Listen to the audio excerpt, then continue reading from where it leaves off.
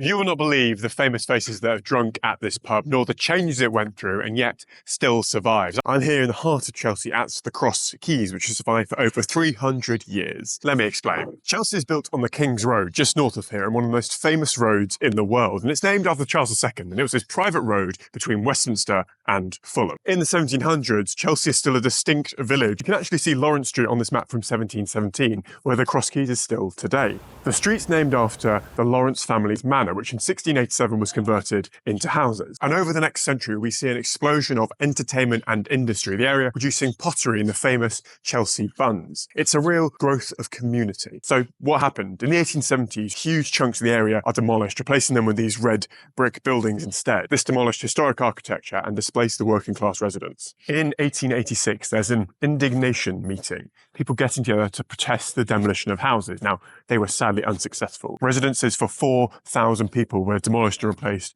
with studios for just 400 people. These fancy, larger apartments had space for art studios, which brings in famous Victorian artists to the area. James Whistler, William Turner, and John Sargent all famously visit the Cross Keys during the 1800s. And as we move into the 20th century, they're followed by the likes of Dylan Thomas and Agatha Christie. Even in the 60s, where it's the local of Bob Marley and the Rolling Stones. This area, centred around the Cross Keys, was the hub of an artistic and growing community, stretching back over 100 years. So what happened? Well, between 2000 and 2010, over half the pubs in the area closed, and the Cross Keys sadly also shut in 2012. It was, like its historical contemporaries, going to be turned into flats. There was a huge campaign to save the pub, including celebrity endorsements, and thankfully the pub was saved from closure.